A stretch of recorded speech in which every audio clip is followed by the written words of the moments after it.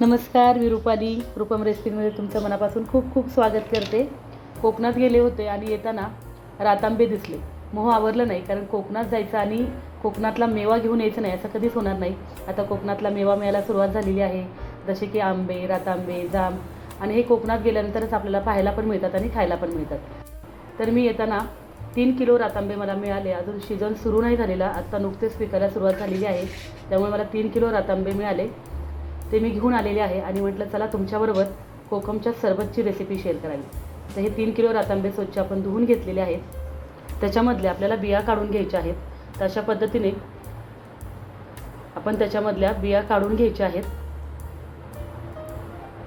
मी नेहमी कोकणामध्ये गेले की रातांब्यांच्या सीझनमध्ये गेल्यानंतर नेहमी कोकणातून मी रातांबे घेऊनच येते.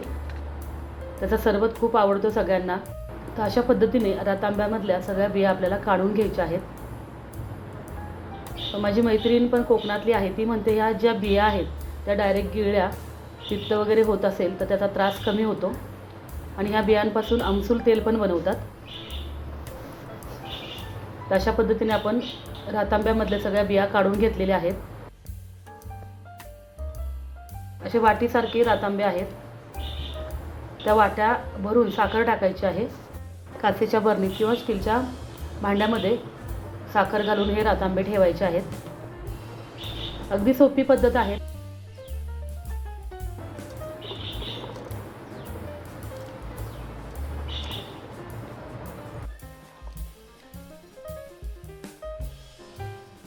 तर अशा पद्धतीने आपण जे रातांब्यामध्ये सगळी साखर भरून ठेवलेली आहे, 7 ते 8 दिवस त्या बरण्या मी अशाच उन्हामध्ये ठेवणार आहे.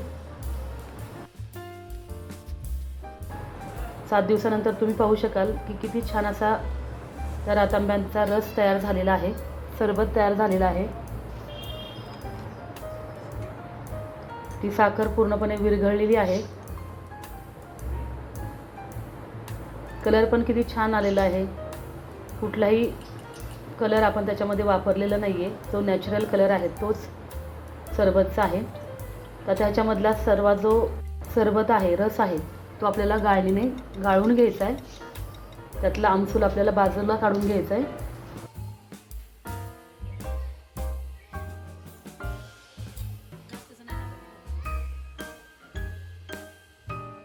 आता हे राहिलेलं जे गोड आमसूल आहे ते उन्हामध्ये सुकवायचं आहे. खायला खूप छान लागतं. तशा पद्धतीने सगळा जो रस आहे, सरबत आहे, आपण सिरप आहे तो आपण काढून घेतलेला आहे. एका काचेच्या बॉटलमध्ये किंवा बरणीमध्ये आपण हा साठवून ठेवू शकतो. 2-3 महिने तर हा सरबत आहे तो छान राहतो. कारण माझ्याकडे 2-3 महिन्या व्यतिरिक्त जास्त दिवस कधी राहत नाही, कारण लगेच संपून जातो. आता आपण ह्याच्यापासून सरबत कसा बनवायचा तो पाहूयात. थोडा घट्टसर हा सिरप झालेला आहे. मस्त बर्फाचे तुकडे काचेच्या ग्लासमध्ये टाकायचे. थंडगार असा आपल्याला सरबत बनवायचा आहे.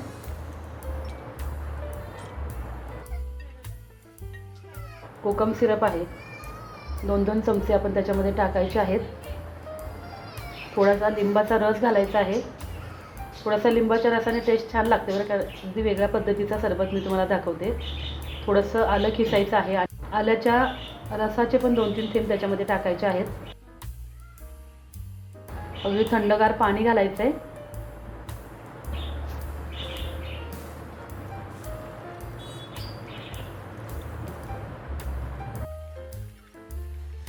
मीठ घालायचं आहे. काळं मीठ वापरा शक्यतो. काळ्या मीठाने सरबताला टेस्ट छान येते. थोडीशी जिरेपूड आणि साखर, तुमच्या आवडीनुसार साखर घाला. आणि मस्त असा हा आपला कोकम सरबत तयार झालेला आहे. मग आजची रेसिपी कशी वाटली तुम्हाला कोकम सरबतची, मला कमेंट करून कळवा.